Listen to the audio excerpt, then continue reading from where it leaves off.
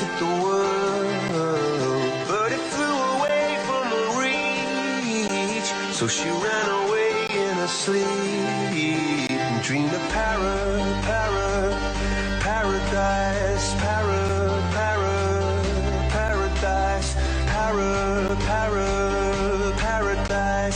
Every time she closed her eyes.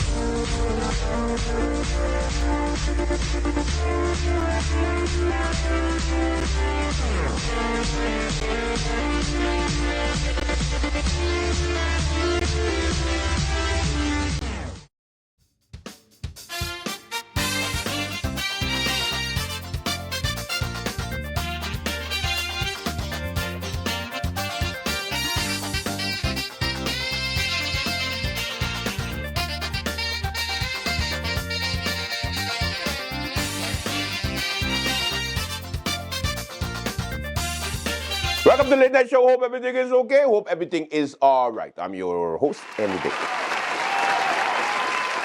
Okie dokie kids, what's happening on the lovely Isle of St. Martin? We begin with the news of the Council of Ministers press briefing.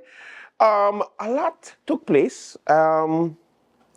Sometimes I get the feeling that the government's a little bit out of touch with what is happening in the society, because for the life of me, I don't think they realize how people are looking for some type of leadership. They're looking for it at this government, but that's a different story. Now, when it comes to the press briefing, this is what I mean. Take a look. Here's my first question, Minister of Romy, Patrice Gums. First of all, Minister, I want to have a clarification before my question. When you addressed the GEBE verdict, you said it was in 2021, if I heard you correctly.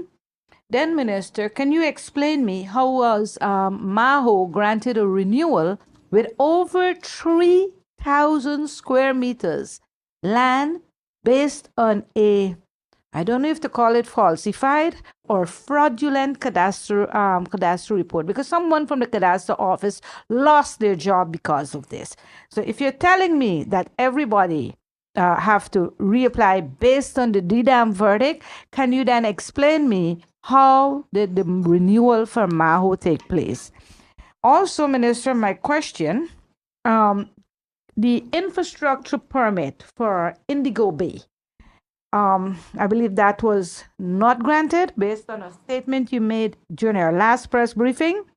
And I understood this was because the department is asking for an environmental impact study. Can you tell us how or what environmental impact study we're talking about, knowing that Indigo Bay is already developed with several roads inside? So if you can explain that part for me. Thank you. Yep, thank you. Just to clarify, the BB, indeed 2021, the dam ruling, and then reiterated again 2024. Regarding Maho, and I think I've spoken about this quite extensively, let's clarify by saying what the dam doesn't allow. The dam doesn't allow new issuances of land. What is allowed is renewal, extensions, and transfers. In the renewal given to Maho, it was actually just the old Mebrief was renewed. Nothing of the new request was given, and as such, a renewal was made possible and is completely legal. On several occasions, I think it's very important. I realize more and more we may have to do a lot more information and sharing. DDAM, once again, is only about new issuances. Maho already had their parcel, and what was actually reissued was the original parcel of that the hotel occupied. Whatever was given or sort of linked to the potential falsification was not part of the discussion when it came to the renewal of that deed. And then to your second question regarding Indigo Bay, indeed, there is currently a request for an environmental impact study, because just like a lot of developments have happened in the past, people excavate large amounts of land and there's no environmental impact study done. To clarify, the discussions with the developers are fruitful and are ongoing and is very positive. They're very much open to correct what has been done wrong in the past. And we are also very much in discussion with trying to correct and apply what we've been speaking about, basically, is the correct process for a number of things. Given the fact that the Elkhorn coral has been discovered, given the fact that there's severe excavation of the hillside, there's been a removal of a lot of sediment.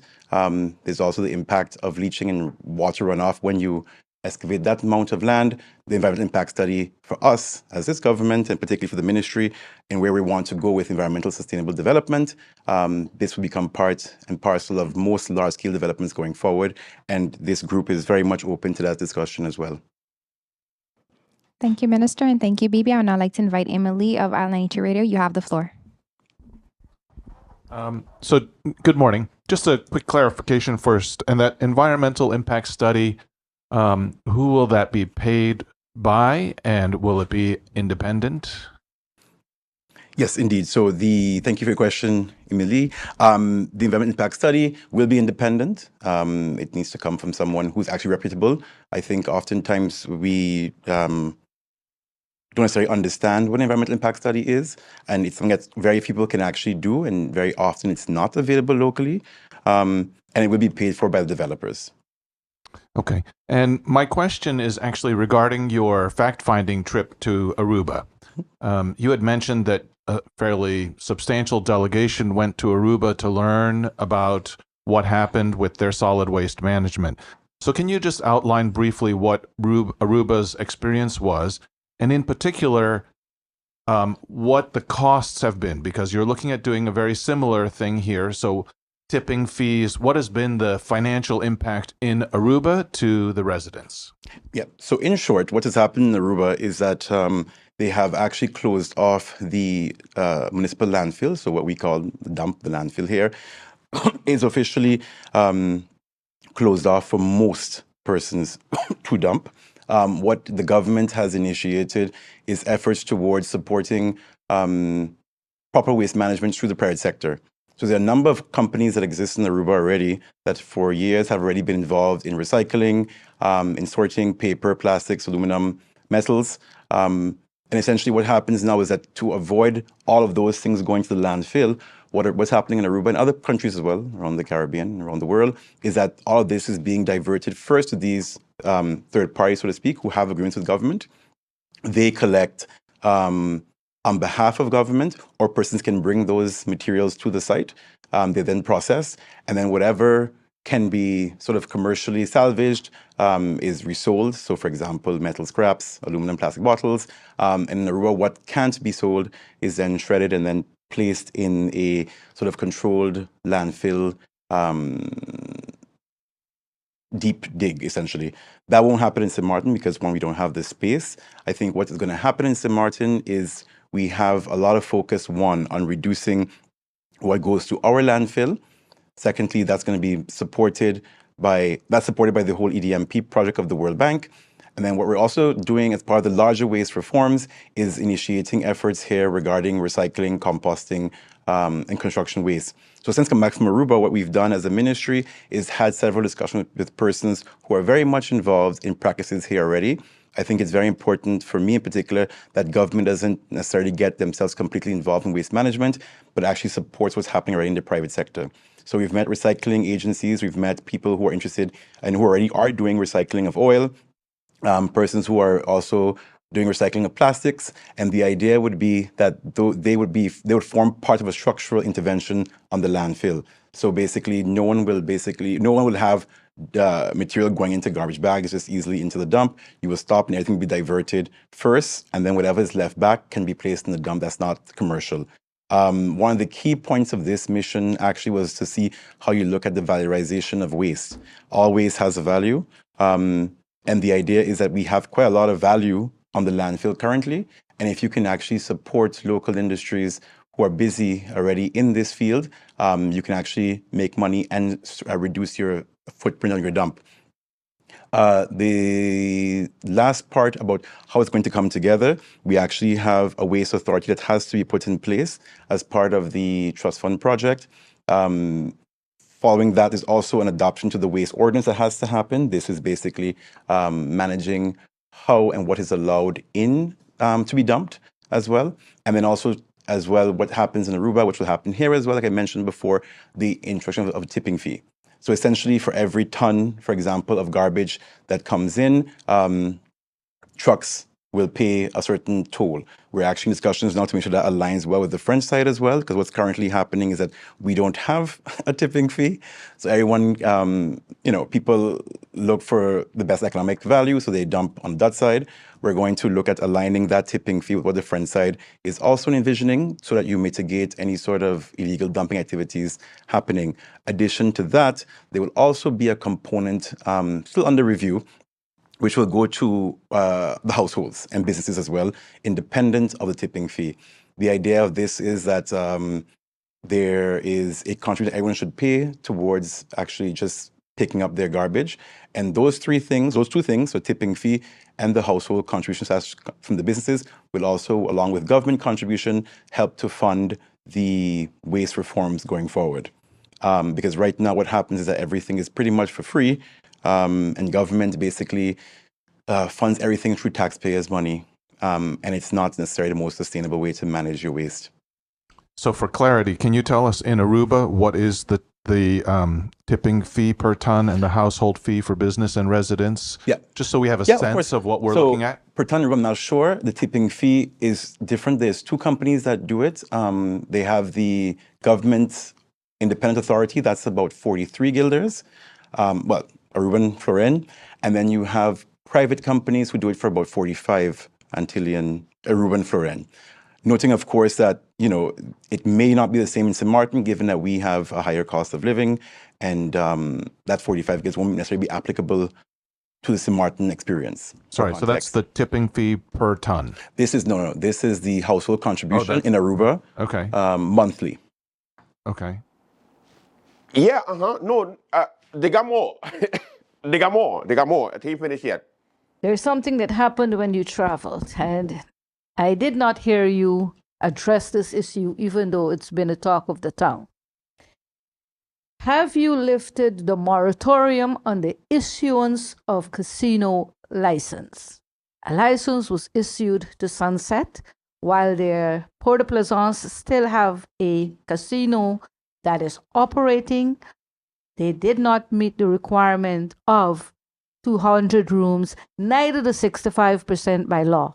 They have 80 rooms, 40%. So can you tell me if the moratorium was lifted? When was it lifted? Where was it published?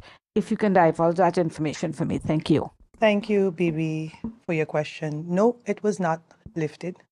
The Port-au-Plaisance casino license that was there before was a standalone license that got transferred to Sunset. And based on a letter from the former Minister of TIAT, stating that they would have to meet the criteria of 65% of rooms, and then they will be eligible to receive a license. That was met according to the TIAT ministry, and then they were able to then get a license. But no moratorium has been lifted.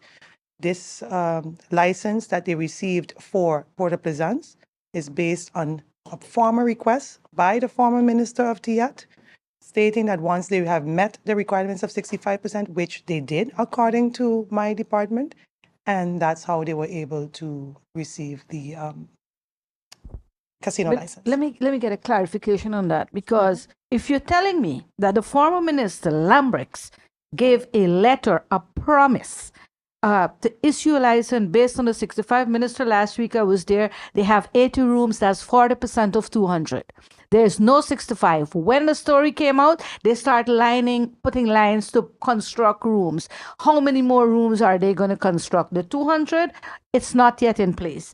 Minister, if you're telling me that you issued or allowed a new casino to operate, knowing our economy and what is going on with the livelihood of locals on St. Martin, and you said it's okay to do that. But the same minister issued a hell load of bus license and taxi license. And what did you do? You ordered an investigation by SOAB and even the Integrity Chamber. How do we balance this? If it's okay to give a businessman, because is it by class? Is it local doesn't have any value? Because you're telling me it's okay to give somebody a license, a casino license to say the least, and a taxi or a bus license, even though the files were incomplete. I read those reports. I understand them. But how do you explain this to the people of St. Martin? Maybe, first and foremost, that's a lot of assumptions and very little question. First and foremost, I did not, I can't even remember how many questions you asked or how many statements, so let me just dive through and make it clear moving forward. I will address everything you just stated in writing to show the steps I take. I have the utmost respect for the TIAD ministry, and I'm going based on their judgment. And based on their judgment and continuity, that's how I continued and moved on further for the casino license. And lastly, I'd like to clarify that statement of yours stating that I called SOAB. Again, I said it once, I said it twice, and I'm going to say it again. SOAB and Integrity Chamber knocked on my door. I don't run after them. They came to me and said that they want to do the reports on bus and taxi licenses. When I started it, I stopped, I halted, and they continued. So let's make that clear, Bibi, that I was not the one to ask SOAB and Integrity Chamber to do these reviews. They came to me. And thirdly, I would like to clarify that, again, I will make sure, go through the full procedure and in writing, address it actually publicly. Because some of your statements are assumptions and I need to clarify it factually. I will put a press statement out to show factually, or maybe send it to you directly, how the procedures was done for Port-au-Plaisance. Thank you. For us Thank to you, clarify, Minister. SOAB did Bibi? a free investigation into the taxi license. They came to us. And if they Just say like they're that. going to come and do an investigation on it, then so be it. This is an exclusive release. This is an exclusive release. Divico and Extra Tight Entertainment presents Headliners, Roots and Rhythm. a night of good reggae music. Music for the soul. Sunday, April 27th at the Carnival Village, featuring Tanya Stevens, It's a pity you already have a wife, and me don't have a man in my life. Tanta Metro and Devante,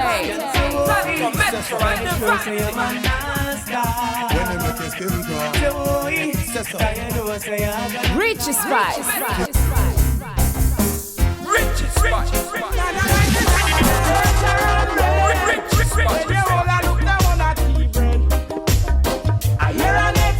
and Christopher Martin. Big deal.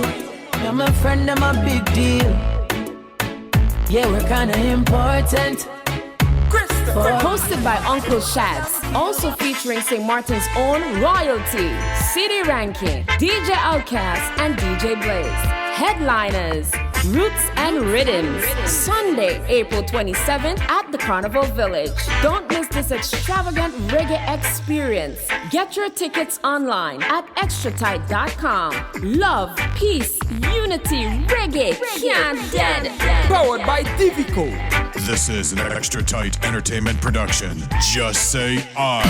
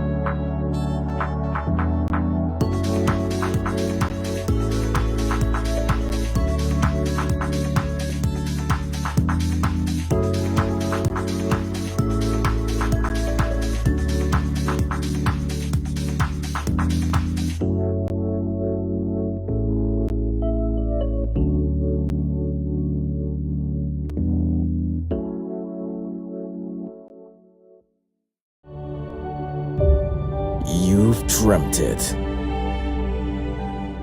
You've worked hard for it. And now you've got it. You deserve to enjoy the fruits of your labor and know that you're covered in case of a disaster, like an unexpected fire or a vehicular collision. At Magic Insurances, we focus on settling your claims quickly and fairly so you can get back to enjoying your life. Magic Insurances, fast, fair, and always there.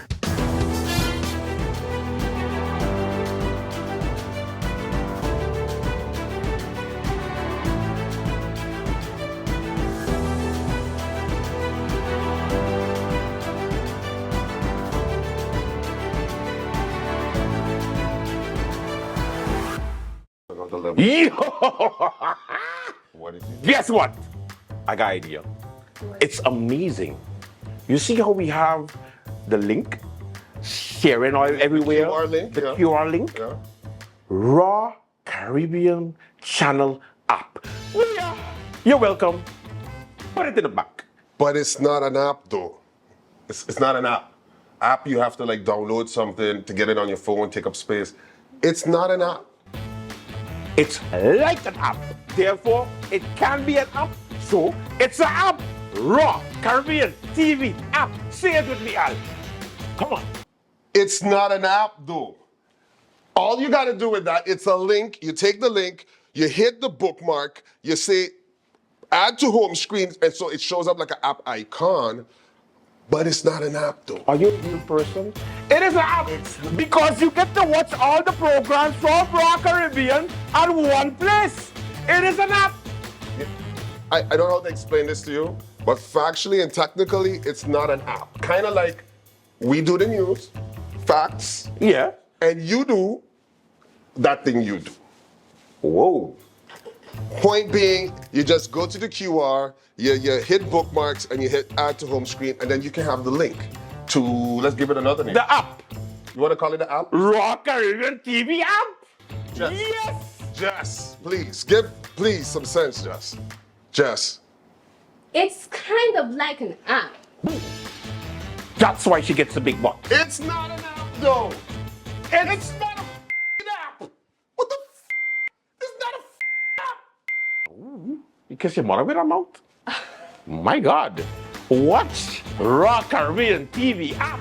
Watch Raw Caribbean TV app. Yes. It's not an app, though.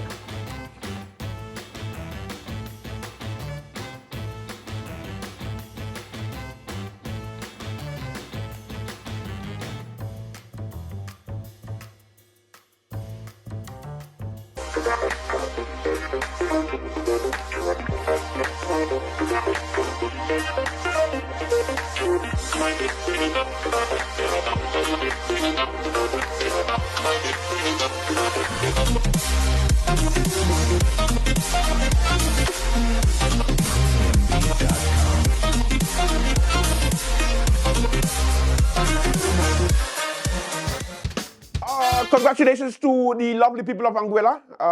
A new party is there. We have a female, the first ever female prime minister for Anguilla. So congratulations. Every time I think about Anguilla, I only just think about one thing. We want party. Is that how they say it? We want party. We want party. So they're gonna have a female prime minister who was sworn in today. Also, this is interesting. It looks like they're trying to match St. Martin because we have a female prime minister also. We have a clip of that female prime minister of Anguilla. The first ever. First of all, to welcome the future Premier of Anguilla, Ms. Cora Richardson Hodge, who will be the 11th person to be sworn in as leader of Anguilla since 1976, the third Premier and the first woman as Premier.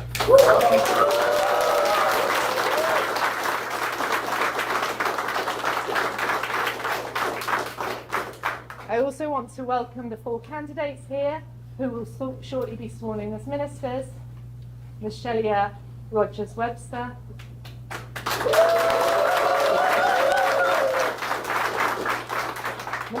Lyle Hodge, Connor, Jose Vanderpool, and also Parliamentary Secretary Claudel Richardson.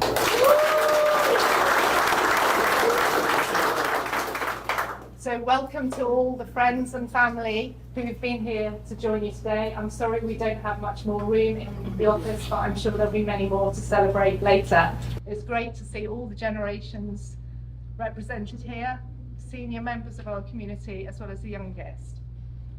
An election in a democratic country is a truly moving occasion. None so more than last night to see people orderly, calmly casting their votes. See the transition of power today in an orderly fashion is a very special thing, and I hope it's something that every Anguillian is truly proud of. I will just again express my thanks to the Supervisor of Elections, Mr. Rodney Ray, and his Deputy Maria Hughes, to our Canon Reid Simon, who led the local observer team, and to the RAPF, who kept us all safe during the election. So without further ado, let me start by swearing in. Oh, sorry, I would like to actually invite Dr. Pastor Lucian McDonough to open us with prayer. Thank you.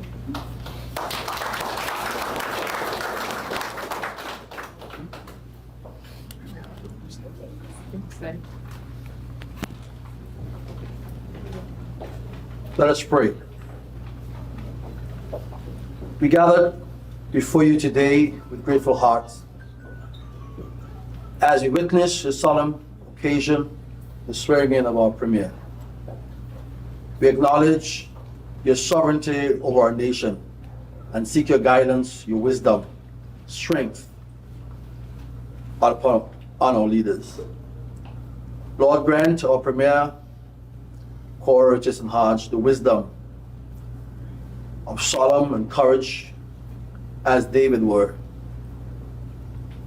May they govern with integrity, humility, and justice, always seeking the common good for the people. Lord, protect them from all harm, surround them with wise counselors, uphold the truth and righteousness in this land. Bless this government and all who serve in our leadership. May the decisions bring prosperity, peace, and unity to our land. And may your divine hand lead them towards a greater future with prosperity and strength. We ask your blessings, your favor, your guidance upon them through Jesus Christ, our Lord. Amen.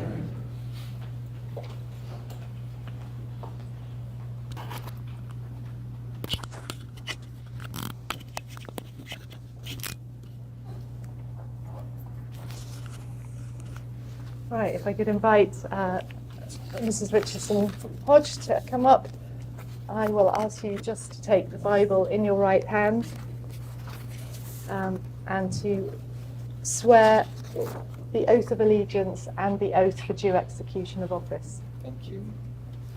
I, Cora May Richardson Hodge, do swear that I will be faithful and bear true allegiance to His Majesty King Charles III, his heirs and successors, according to law. So help me God. I, Cora May Richardson Hodge, do swear that I will well and truly serve His Majesty King Charles III, his heirs and successors, according to law. So help me God.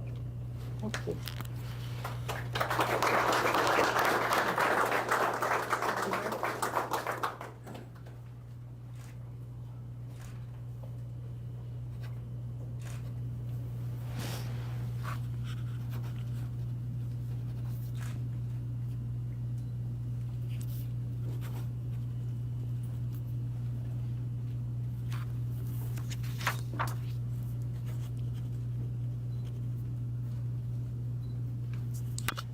You're now Premier of Anguilla. Congratulations.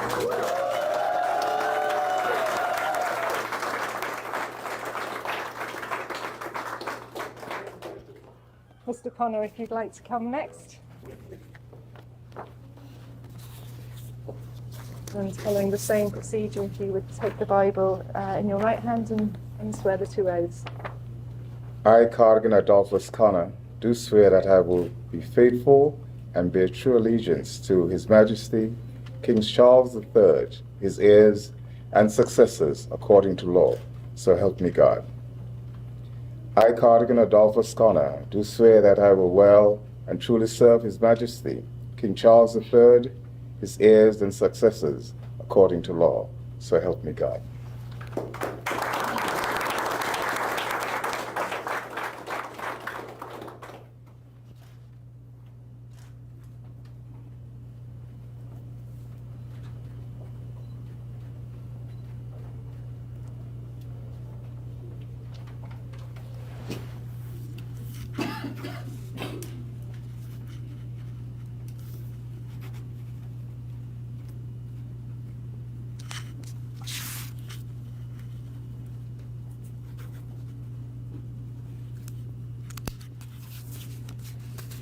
Congratulations. Thank you.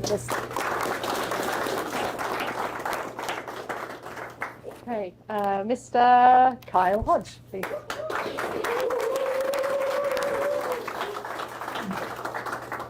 Exactly the same process.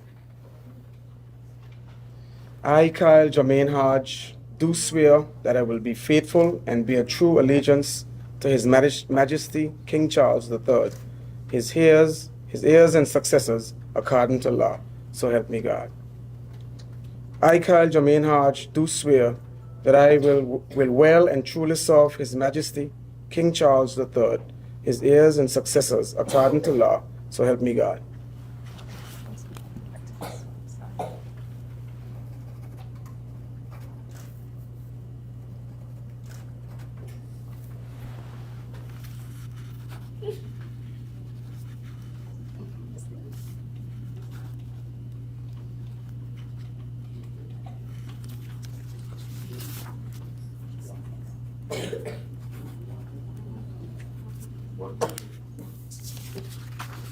Congratulations. Thank Mr. you. Hodge. Thank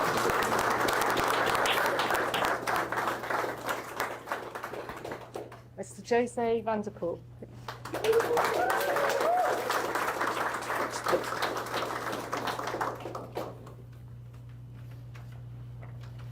I, Jose Jude Vanderpool, do swear that I will be faithful and bear true allegiance to His Majesty, King Charles III, his heirs and successors according to law, so help me God. I, Jose Jude Vanderpool, do swear that I will well and truly serve His Majesty, King Charles III, his heirs and successors according to law, so help me God.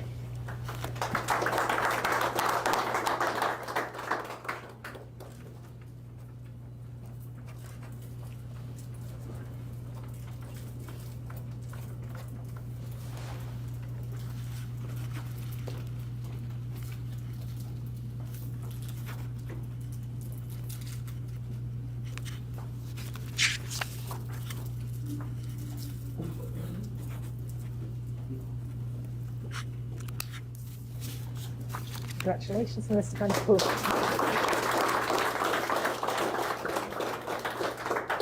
Ms. Shelia Webster, Roger Webster.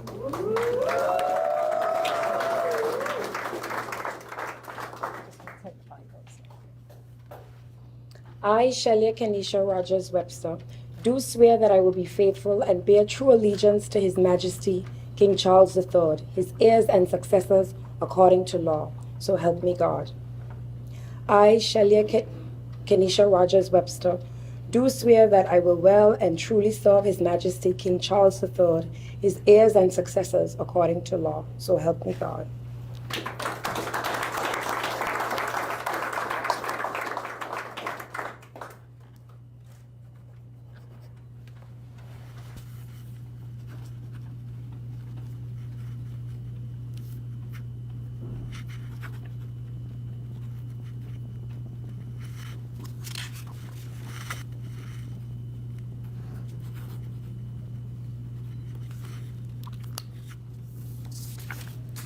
Congratulations, Mrs. Rochester.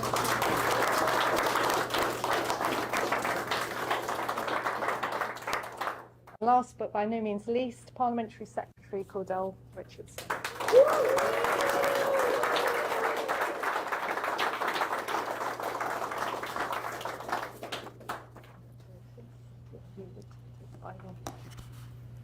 I, Cordell Terran Richardson, do swear that I will be faithful and bear true allegiance to His Majesty King Charles III, his heirs and successors, according to law, so help me God. I, Cordell Terran Richardson, do swear that I will well and truly serve His Majesty King Charles III, his heirs and his successors, according to law, so help me God.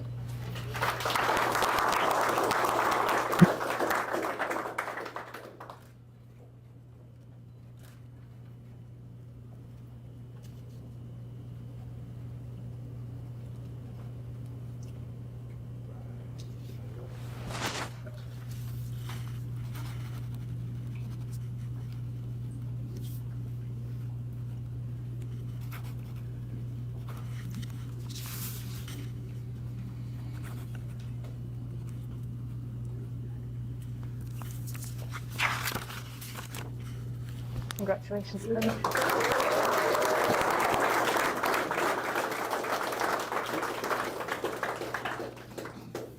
So that concludes the formal part of this afternoon's ceremony. The new Premier will be outside to make a statement to the press.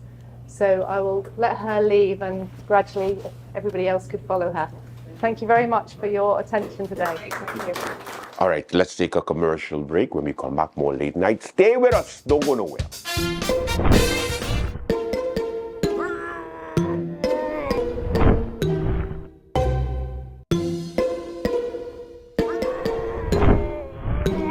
Make the switch.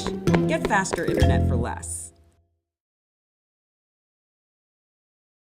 Something good gonna happen in this year, and I am grateful that I made it here. Yesterday's gone and a new day has appeared, but this year your blessings I'm embracing. Hey, healing have to come my way, blessings have to come my way. Winning, we winning and we here to stay. Is the blessings me say will find me here? Oh yeah, yeah, yeah. I miss if ever gonna find me here. Oh yeah, yeah, yeah. Money gonna find me here. Oh yeah, yeah, yeah. I miss the blessings gonna find me here. Oh, na, na, na, na. Okay, let's go.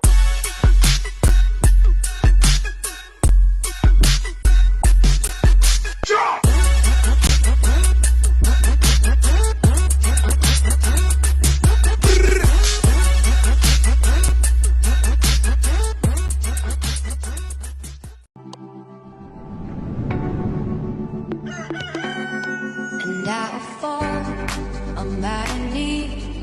Tell me how to wait to be. Tell me how to wait to go. Tell me all that I should know. And I fall on my knee. Tell me how to wait to go. Tell me how to wait to be. To evoke some empathy. And I fall on my knee. Tell me how to wait to go. Tell me how to wait to see. Show me all that I could be.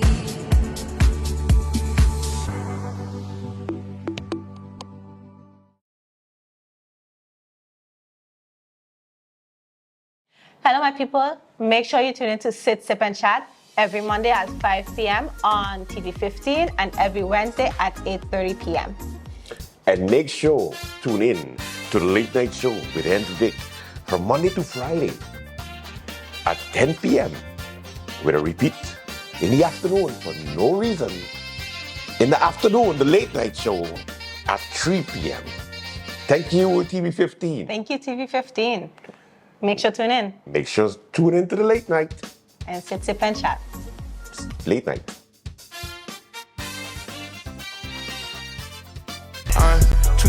for this herb, too sexy for your girl, too sexy for this world, too sexy for this ice, too sexy for that jack. Yeah, yeah. I'm too sexy for this chain, too sexy for your game, too sexy for this fame. Yeah, yeah.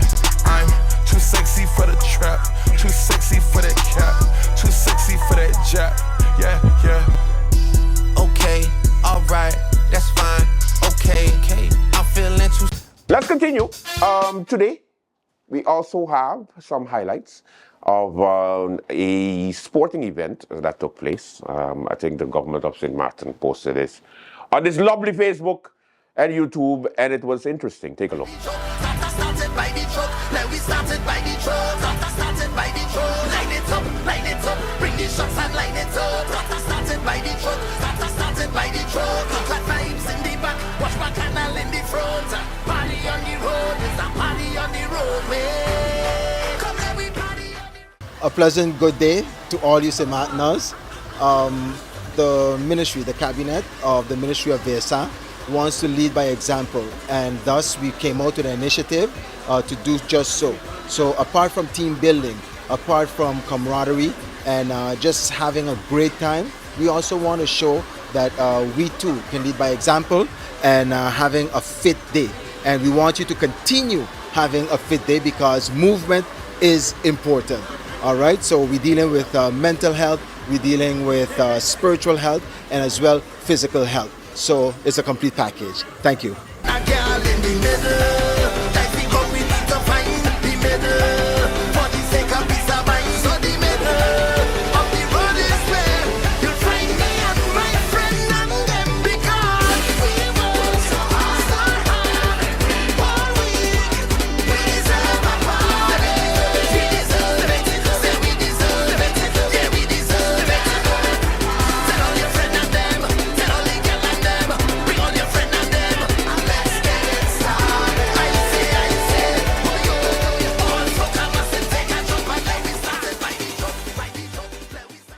Good day, everyone. Today we are here as part of Team VSA, and today we are celebrating Sports Day with our ministry. And as part of Team Pomgrama, I'm very proud to be here. And in the fun activities that we have done so far, we have done a tremendous job, and I think everybody has enjoyed the Sports Day thus far. All right, this is VSA's team building exercise, the first one for the year. It is our intention to continue being the example of team, of good exercise, health. So we're having lots of fun while we're playing games. We're really making sure that everybody could show their talent as it pertains to exercise. It's really, really nice. So let me see your hands up in the air. A healthy greeting, St. Martin. This is the Ministry of Public Health, Social Development and Labor. And today we are celebrating team building, team bonding, and having a healthy ministry. So we have our sports day today. Behind me, you can see the beautiful colors, all representing the healthy fruits. So we have the squash, we have pomegranates, we have bananas, we have cucumbers, and not forgetting our blueberries. We look forward to continuing building a healthy ministry as well as healthy team bonding. What's going on, everyone? Dimala Bega from Monster Factory.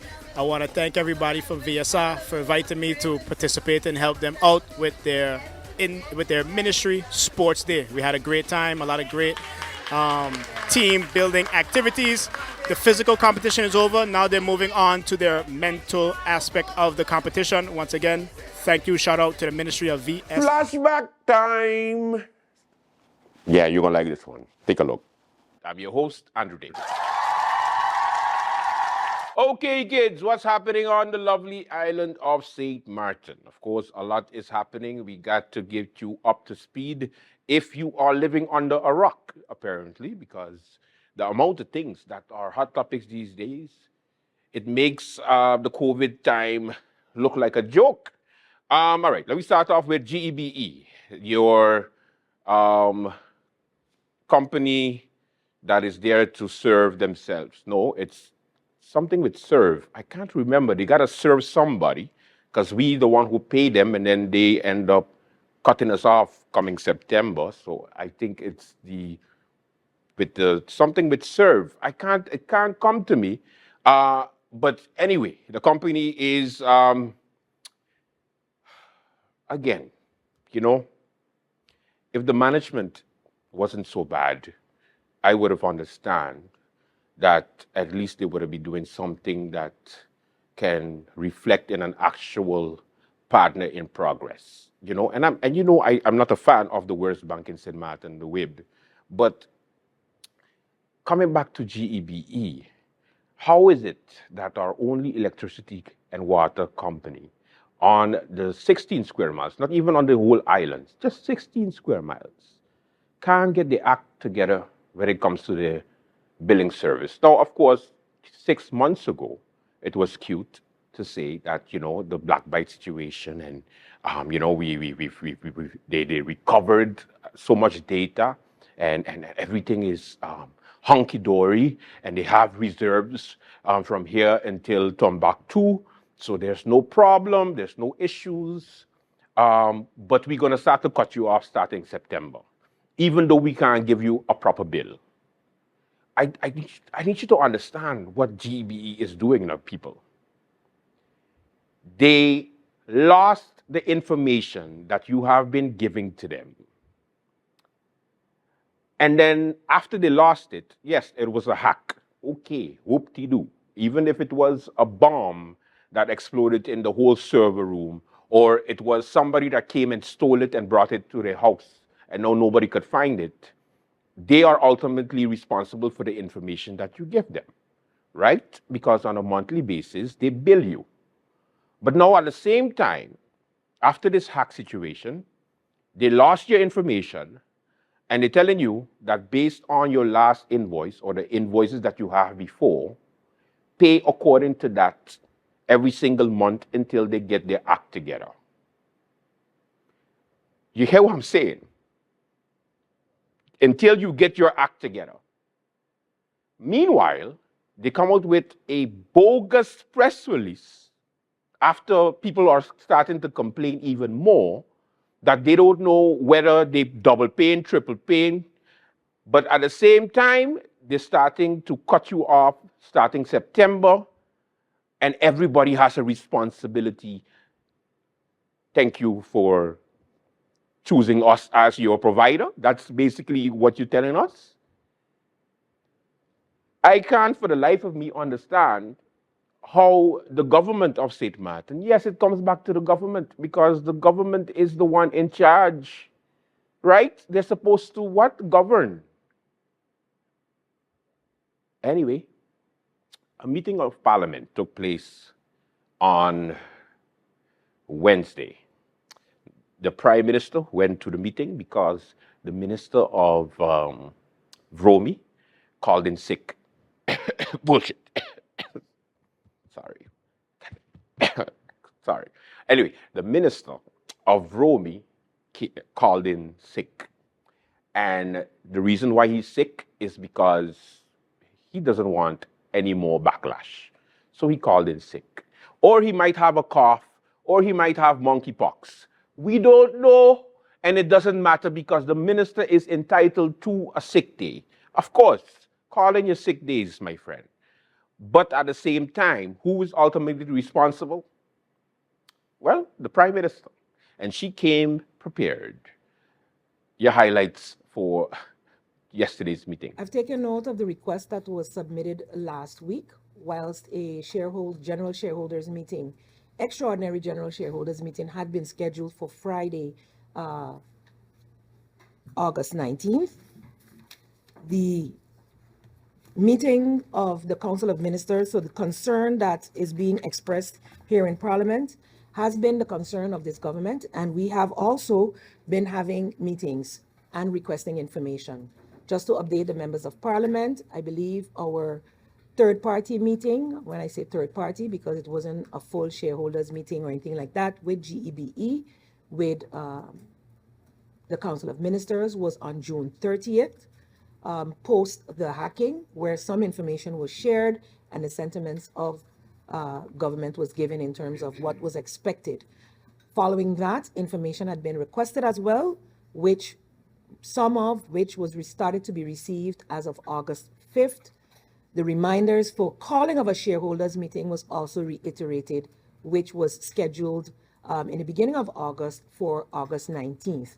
So as such, the government of St. Martin has been doing its due diligence to hold the government-owned company, NVGEB, accountable for the situation that has arisen and is affecting the general population and, of course, affecting NVGEBE. The presentation that was made on Friday, the meeting went extensively long, I must say, and several follow-up questions were posed by the shareholder to be responded to by NVGEBE. Reason why I asked for a postponement of this meeting so that we were able to get the full picture from the company. Another point of concern of the government and shareholder of NVGEBE is the lack of communication to the general public. This was also addressed in both meetings, both the third-party meeting as well as the shareholders meeting, and the activity or the action that was expected out of that was that definitely more clarity would be given to the general public as of Monday gone. Seeing that that didn't happen, there was an emergency meeting also of the board, which took place, and there was also follow-up meeting discussions in the Council of Ministers meeting yesterday on the way forward in dealing with the lack of communication as well as the challenges that have been brought forth while we await the rest of the information that has been sought. As such, Madam Chair, I believe we have done our due diligence as a government-owned company, towards the government-owned company. We are awaiting the responses. A press statement, as I was made to understand, has been recently put out by the management of NVGEBE. I have not had an opportunity to go in depth, but I would like to reiterate that the people of St. Martin, I am also one of those people who have received some bills, several have not. The presentation we received gave a number, but I believe for public consumption, we must have precise numbers, and the management wanted to update the numbers that had been presented to us on Friday before bringing it to the general public. As such, Madam Chair, I will allow the members who have called this meeting. I know nothing more of the current situation of GEBE than I knew before the Prime Minister took the floor. So actually my question is, from what has been stated in the media, for example, by the government, that, and now I'm quoting the Prime Minister's own words, a slew of information or documentation was received. Could the Prime Minister, Madam Chair Lady, at least break it down for us so the information that the government now is privy to, let us know the questions that I have following up from the last meeting that we had regarding GEBE and things that happened since. But what does the government know? Yeah, fine, due diligence, and the board is doing the due diligence, and the government is doing due diligence. Has the government, for example, been able to ascertain what is the present situation with respect to the billing at GEBE and all of the different stories that we're hearing, cases that we're hearing? What is the truth to that? Madam Chair Lady, there are so many questions or so many statements that were made in the last meetings that we have had. Question hour, meeting on GEBE. And now the question is, since the hack of the GEBE system in March of this year, where do we stand with all of the different things? To start with, the strategic plan of GEBE, told back then it is in the make. Where is it? What is the current financial situation of GEBE? But I'll state my concerns plain, as I did in my request for a question hour with the Minister of Rami in June over the same topic. GEBE is our only electricity provider. This is my concern as a citizen who needs GEBE, and as a member of parliament who is ultimately concerned about government's handling of what I consider our most critical government-owned company. Because without them, we are quite literally in darkness. Madam Chair, when the Minister of Rami came to Parliament for the question hour in June, there seemed to be some kind of light at the end of the tunnel. However, since that question hour, there has been no real information coming out of government, nor out of GEBE, to update the people with the current state of the situation. As a personal example, in early July, I received my April and May invoices, but with no adjustments for the payments I still made in April and May. So I'm wondering, did that money go into a mystery zone? Seeking clarity from GB does not really yield any answers. And I don't like to harass people I know that work there personally because they have a job to do. But if this is a challenge for me, what of those people who make below average income, who very often have to make a choice between what bill they're going to pay this month? They cannot afford to keep pumping money into a void with no feedback or updates on where their money is going. That is for the show. Thank you so much for watching. Until tomorrow, do have a safe and pleasant one. Congratulations to the new casinos that opened. I think Princess Casino is one by, you know, where Sunset used to be, by the theater. I used to go in the back on the beach and look at the sunset. And also, you have Vegas Casino, which is located right next to Puerto Plazance Casino.